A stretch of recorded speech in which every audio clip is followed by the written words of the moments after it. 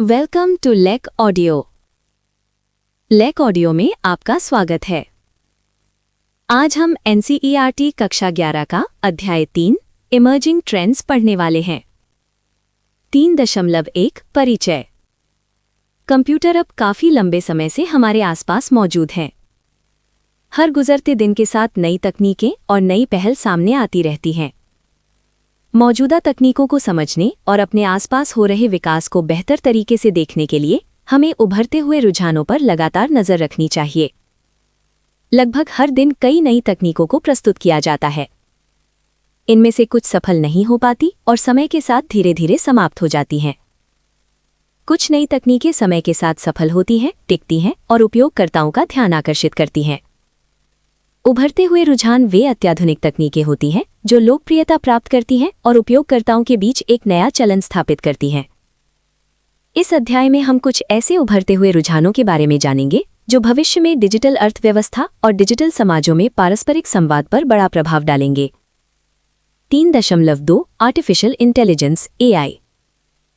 क्या आपने कभी सोचा है कि आपके स्मार्टफोन का मैप रियल टाइम डेटा जैसे ट्रैफिक जाम का विश्लेषण करके आपको आपके गंतव्य तक पहुंचने का सबसे तेज रास्ता कैसे बताता है? क्या कभी ऐसा हुआ है कि सोशल नेटवर्किंग साइट पर फोटो अपलोड करते ही उसमें मौजूद आपके दोस्तों को अपने आप पहचान लिया गया और टैग कर दिया गया? ये सभी कृत्रिम बुद्धिमत्ता के उपयोग के कुछ उदाहरण हैं। सिरी, गूगल नाउ, कोर्टाना और अलेक्सा जैसे बुद्धिमान डिजिटल पर्सनल असिस्टेंट सभी AI द्वारा संचालित होते हैं।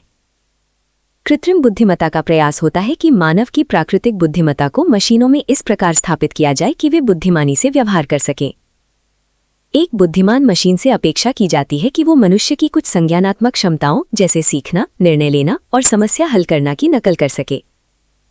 मशीनों को न्यूनतम मानव हस्तक्षेप के साथ कार्य करने योग्य बनाने के लिए उन्हें इस प्रकार प्रोग्राम किया जाता है कि वे ज्ञान का आधार तैयार करें और उसी के आधार पर निर्णय लें। AI प्रणाली अपने पिछले अनुभवों या परिणामों से भी सीख सकती है और उसके आधार पर नए निर्णय ले सकती है। 3.2.1 मशीन लर्निंग। मशीन लर्निंग कृत्रिम बुद्धिमत्ता की एक उपप्रणाली है जिसमें कंप्यूटर सांख्यिकीय तकनीकों का उपयोग करके डेटा से स्वयं सीखने की क्षमता रखते हैं, बिना किसी मानव द्वारा स्पष्ट रूप से प्रोग्राम किए गए। इसमें ऐसे एल्गोरिथम शामिल होते हैं जो डेटा का उपयोग करके स्वयं सीखते हैं और भविष्यवाणी करते हैं। इन एल्गोरिथम को मॉडल कहा जाता है, जिन्हें पहले प्रशिक्षण डेटा और परीक्षण डेटा की सहायता से प्रशिक्षित और परखा जाता है। लगातार प्रशिक्षण के बाद जब ये मॉडल स्वीकार्य स्तर की सटीकता के साथ परिणाम देने लगते हैं, तब इन्हें नए और अज्ञात डेटा पर भविष्यवाणी करने के लिए उपयोग किया जाता है। 3.2.2 प्राकृतिक भाषा संसाधन (NLP). सर्च इंजन में मिलने वाली प्रिडिक्टिव टाइपिंग सुविधा जो टाइप करते समय अगला शब्द सुझाती है और स्पेल चेकिंग फीचर प्राकृतिक भाषा संसाधन के उदाहरण हैं। ये मानव और कंप्यूटर के बीच संवाद को मानव भाषाओं जैसे हिंदी, अंग्रेजी आदि के माध्यम से संभव बनाता है। वास्तव में अब हम अपनी आवाज का उपयोग करके वेब सर्च कर सकते हैं या अपने उपकरणों को संचालित और नियंत्रित कर सकते हैं। ये सब NLP की वजह से संभव हुआ है। एक NLP प्रणाली टेक्स्ट को आवाज में और आवाज को टेक्स्ट में बदलने का कार्य कर सकती है। मशीन अनुवाद एक तेजी से उभरता हुआ क्षेत्र है जहां मशीनें एक भाषा से दूसरी भाषा में पर्याप्त शुद्धता के साथ अनुवाद करने में सक्षम हो चुकी हैं। एक और उभरता हुआ क्षेत्र स्वचालित ग्राहक सेवा है, जहां कंप्यूटर सॉफ्टवेयर ग्राहकों के साथ संवाद करके उनकी समस्याओं और प्रश्नों का समाधान करता है। 3.2.3 इमर्सिव अनुभव। त्रि-आयामी वीडियो तकनीक के साथ सिनेमाघरों में फिल्म देखने का आनंद एक नए स्तर पर पहुंच गया है। वीडियो गेम भी इस प्रकार विकसित किए जा रहे हैं कि वे खिलाड़ियों को गहराई से जुड़ा हुआ अनुभव प्रदान कर सकें। इमर्सिव अनुभव हमारी इंद्रियों को सक्रिय करके हमें देखने, महसूस करने और प्रतिक्रिया देने का अवसर देते हैं। ये हमारी सहभागिता और जुड़ाव को बढ़ाता है, जिससे अनुभव अधिक वास्तविक और रोचक बन जाता है। इमर्सिव अनुभवों का उपयोग प्रशिक्षण के क्षेत्र में भी किया जाता है, जैसे ड्राइविंग सिमुलेटर और फ्लाइट सिमुलेटर आदि। इमर्सिव अनुभव वर्चुअल रियलिटी और ऑगमेंटेड रियलिटी के माध्यम से प्राप्त किया जा सकता है। ऐसे ऑडियो सुनने के लिए आज ही लेक ऑडियो ऐप को प्ले स्टोर से डाउनलोड करें या lekaudio.com पर लॉगिन करें। लेक ऑडियो में आपका स्वागत है। आज हम NCERT क्लास 11th के चैप्टर 3 के 3.3 को प्रॉपर पढ़ने वाले हैं। 3.3 big data. 3.3 big data. With technology making an inroad into almost every sphere of our lives, Data is being produced at a colossal rate. जैसे जैसे तकनीक हमारे जीवन के लगभग हर क्षेत्र में प्रवेश कर रही है, डेटा बहुत ही विशाल मात्रा में उत्पन्न हो रहा है। Today there are over a billion internet users and a majority of the world's web traffic is coming from smartphones. आज 1 अरब से अधिक इंटरनेट उपयोगकर्ता हैं और दुनिया के अधिकतर वेब ट्रैफिक का स्रोत स्मार्टफोन है। Figure 3.8 shows that at the current pace, around 2.5 quintillion bytes of data are created each day, and the pace is increasing with the continuous evolution of the Internet of Things, IoT. चित्र 3.8 दर्शाता है कि वर्तमान गति से प्रतिदिन लगभग 2.5 Quintillion bytes data बनाया जा रहा है और इंटरनेट ऑफ थिंग्स अर्थात IoT के निरंतर विकास के साथ ये गति और बढ़ती जा रही है। This results in the generation of data sets of enormous volume and complexity, called big data.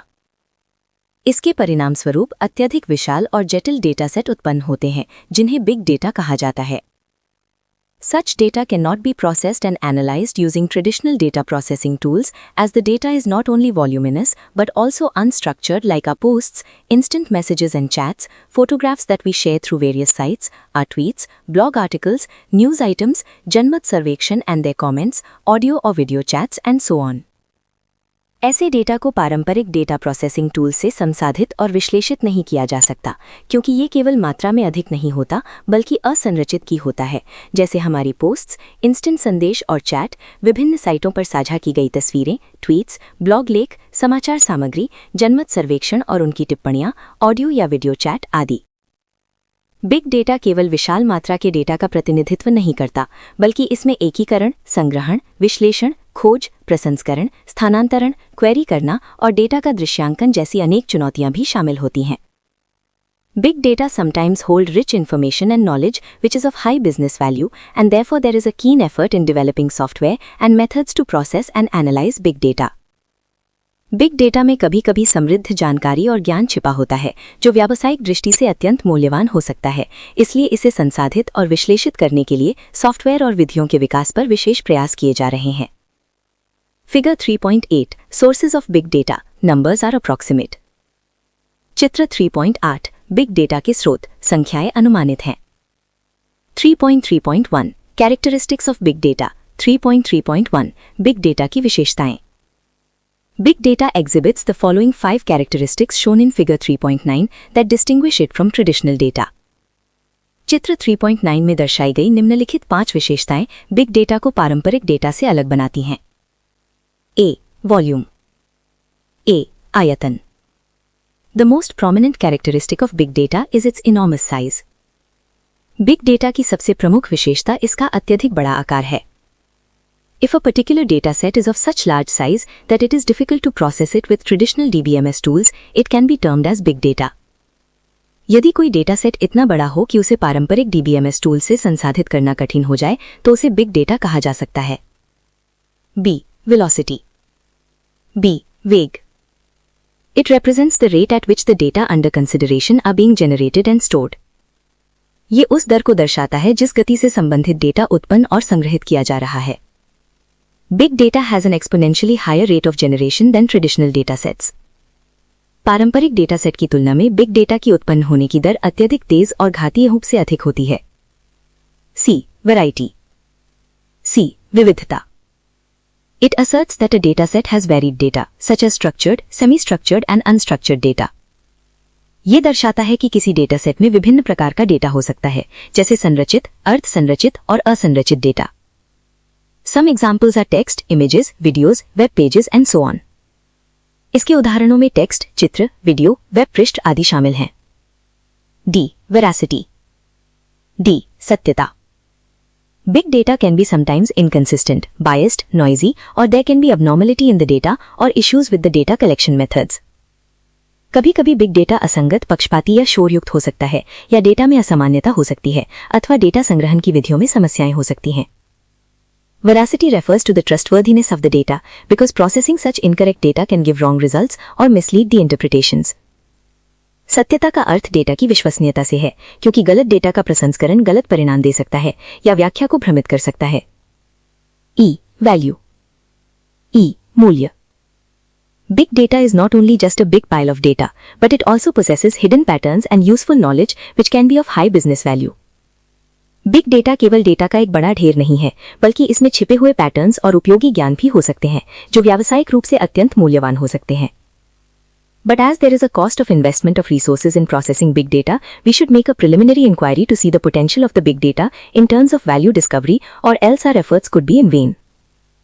लेकिन चूंकि बिग डेटा को संसाधित करने में संसाधनों का निवेश करना पड़ता है, इसलिए हमें पहले ये जांच करनी चाहिए कि उसमें मूल्य खोजने की कितनी संभावनाएं हैं, अन्यथा हमारे प्रयास व्यर्थ हो सकते हैं. 3.3.2 डेटा एनालिटिक्स. 3.3.2 डेटा विश्लेषण. Data analytics is the process of examining data sets in order to draw conclusions about the information they contain with the aid of specialized systems and software. Data विश्लेषण वह प्रक्रिया है जिसमें विशेष प्रणालियों और software की सहायता से डेटा सेट का अध्ययन करके उसमें निहित जानकारी के बारे में निष्कर्ष निकाले जाते हैं. Data analytics technologies and techniques are becoming popular day by day. Data विश्लेषण की तकनीकें और विधियां दिन प्रतिदिन लोकप्रिय होती जा रही हैं. They are used in commercial industries to enable organizations to make more informed business decisions. इनका उपयोग व्यावसायिक उद्योगों में संगठनों को अधिक सूचित और बेहतर व्यावसायिक निर्णय लेने में सक्षम बनाने के लिए किया जाता है. In the field of science and technology, it can be useful for researchers to verify or disprove scientific models, theories and hypotheses. विज्ञान और प्रौद्योगिकी के क्षेत्र में ये शोधकर्ताओं के लिए वैज्ञानिक मॉडल, सिद्धांत और परिकल्पनाओं की पुष्टि या खंडन करने में उपयोगी हो सकता है. Pandas is a library of the programming language Python that can be used as a tool to make data analysis much simpler.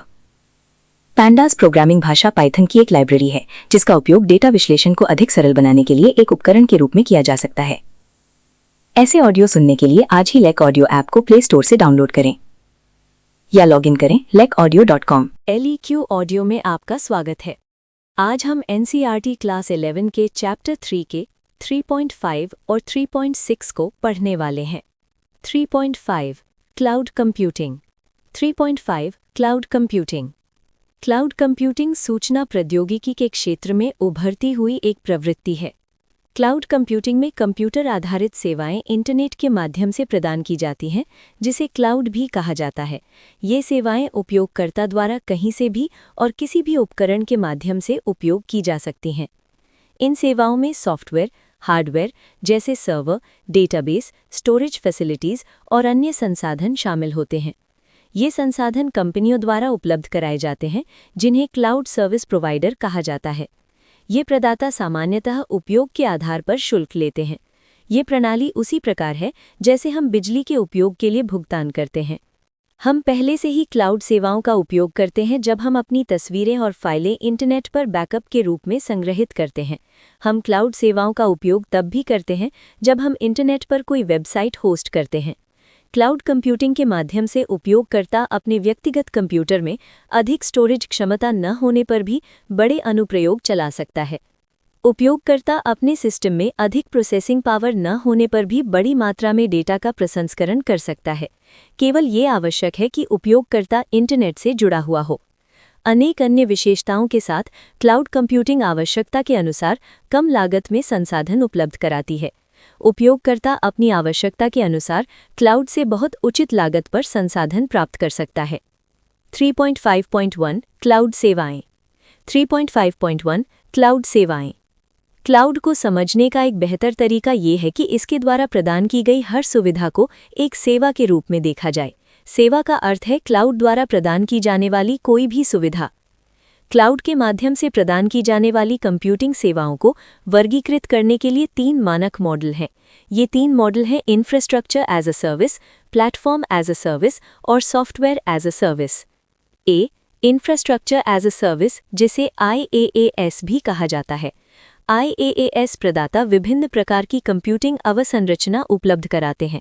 इस अवसंरचना में server, virtual machine, storage system, backup सुविधाएं, नेटवर्क घटक, ऑपरेटिंग सिस्टम तथा अन्य hardware या software संसाधन शामिल हो सकते हैं. क्लाउड से IaaS का उपयोग करके उपयोगकर्ता दूरस्थ स्थान पर स्थित हार्डवेयर अवसंरचना का उपयोग कर सकता है. उपयोगकर्ता उस क्लाउड अवसंरचना पर किसी भी सॉफ्टवेयर अनुप्रयोग को कॉन्फ़िगर, तैनात और संचालित कर सकता है. वे अपनी आवश्यकता के अनुसार हार्डवेयर और सॉफ्टवेयर संसाधनों को आउटसोर्स कर सकते हैं. उन्हें केवल उपयोग की मात्रा के अनुसार भुगतान करना होता है. इस प्रकार वे सॉफ्टवेयर, हार्डवेयर और अन्य अवसंरचना खरीदने की लागत बचा सकते हैं। वे स्थापना, रखरखाव और सुरक्षा से संबंधित लागत भी बचा सकते हैं। B, platform as a service, जिसे PaaS भी कहा जाता है। PaaS ऐसी सुविधा प्रदान करता है जहां उपयोगकर्ता किसी अनुप्रयोग को इंस्टॉल और संचालित कर सकता है। उपयोगकर्ता को आधारभूत अवसंरचना या उसकी सेटअप की चिंता करने की आवश्यकता नहीं होती। PaaS सॉफ्टवेयर अनुप्रयोगों को विकसित करने, परीक्षण करने और वितरित करने के लिए एक प्लेटफॉर्म या वातावरण प्रदान करता है। मान लीजिए हमने MySQL और Python का उपयोग करके एक वेब अनुप्रयोग विकसित किया है। इस अनुप्रयोग को ऑनलाइन चलाने के लिए हम क्लाउड पर उपलब्ध पहले से कॉन्फ़िगर किया गया अपाचे सर्वर उपयोग कर सकते हैं। इस सर्वर में पहले से MySQL और Python इंस्टॉल हो सकते हैं, इसलिए हमें MySQL और Python अलग से क्लाउड पर इंस्टॉल करने की आवश्यकता नहीं होती। हमें वेब सर्वर जैसे अपाचे या Nginx को कॉन्फ़िगर करने की भी आवश्यकता नहीं होती। PaaS में उपयोगकर्ता को तैनात अनुप्रयोग और उसके कॉन्फ़िगरेशन पर पूर्ण नियंत्रण प्राप्त होता है। ये डेवलपर्स के लिए बहुत कम लागत पर तैनाती का वातावरण प्रदान करता है। ये आधारभूत हार्डवेयर और सॉफ्टवेयर को खरीदने और प्रबंधित करने की जटिलता को कम करता है। सी, सॉफ्टवेयर एज अ सर्विस, जिसे SaaS भी कहा जाता है। SaaS आवश्यकता अनुसार अनुप्रयोग सॉफ्टवेयर तक पहुंच प्रदान करता है। इसके लिए सामान्यतः उपयोगकर्ता को लाइसेंस या सदस्यता लेनी होती है। जब हम ऑनलाइन टूल्स जैसे गूगल डॉक्स, माइक्रोसॉफ्ट 365 या ड्रॉपबॉक्स को दस्तावेज संपादित करने के लिए उपयोग करते हैं, तब हम क्लाउड से SaaS का उपयोग कर रहे होते हैं। उपयोगकर्ता को सॉफ्टवेयर अनुप्रयोग की स्थापना या कॉन्फ़िगरेशन की चिंता नहीं करनी होती। केवल ये आवश्यक है कि आवश्यक सॉफ्टवेयर उपलब्ध हो। PaaS की तरह उपयोगकर्ता को उस अनुप्रयोग सॉफ्टवेयर की आवश्यक कॉन्फ़िगरेशन सेटिंग्स तक पहुंच दी जाती है जिसका वे उपयोग कर रहे हैं। इन सभी सेवा मॉडलों में उपयोगकर्ता आवश्यकता अनुसार अवसंरचना, प्लेटफॉर्म या सॉफ्टवेयर का उपयोग कर सकता है। उपयोगकर्ता से सामान्यतः उपयोग की मात्रा के अनुसार शुल्क लिया जाता है। इस प्रकार बड़ी प्रारंभिक निवेश की आवश्यकता समाप्त हो जाती है, विशेष रूप से नई या विकसित हो रही संस्थाओं के लिए। क्लाउड कंप्यूटिंग के लाभों का उपयोग करने और इन्हें अपनाने के लिए भारत सरकार ने एक महत्वाकांक्षी पहल शुरू की है। इस पहल को GI क्लाउड कहा जाता है और इसका नाम मेघराज रखा गया है। LiQ ऑडियो में आपका स्वागत है।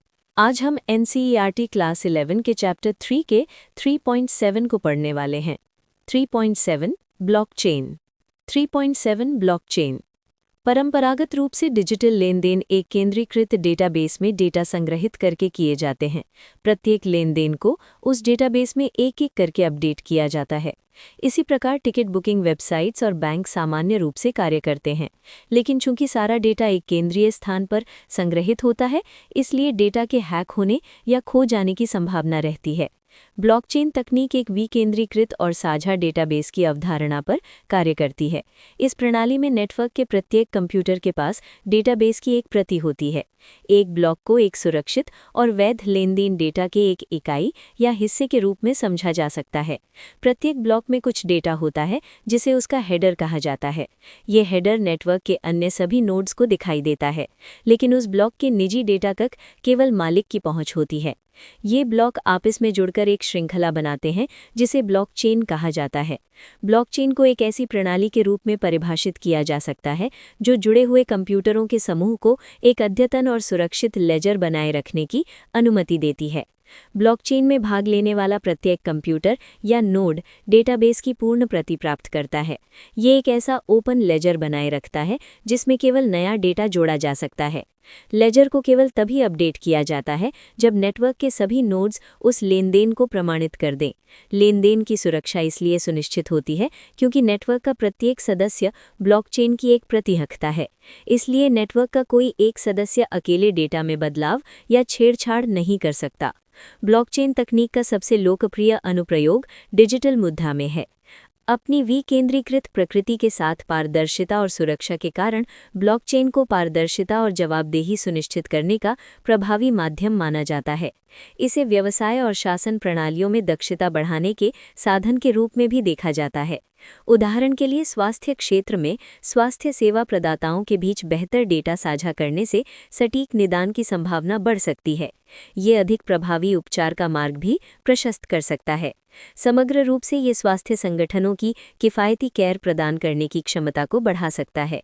ब्लॉकचेन का एक और संभावित उपयोग भूमि पंजीकरण अभिलेखों को बनाए रखने में है। ये भूमि स्वामित्व दावों और अतिक्रमण से जुड़े विवादों से बचने में सहायता कर सकता है। ब्लॉकचेन आधारित मतदान प्रणाली वोट में बदलाव और इससे संबंधित समस्याओं को हल कर सकती है। चूंकि सभी अभिलेख लेजर में संग्रहित हैं, इसलिए मतदान अधिक पारदर्शी और प्रामाणिक बन सकता है। ब्लॉकचेन तकनीक का उपयोग बैंकिंग, मीडिया, दूरसंचार, यात्रा, आतिथ्य और अन्य कई क्षेत्रों में किया जा सकता है। ऐसे ऑडियो सुनने के लिए आज ही लीक्यू ऑडियो ऐप को प्ले स्टोर से डाउनलोड करें।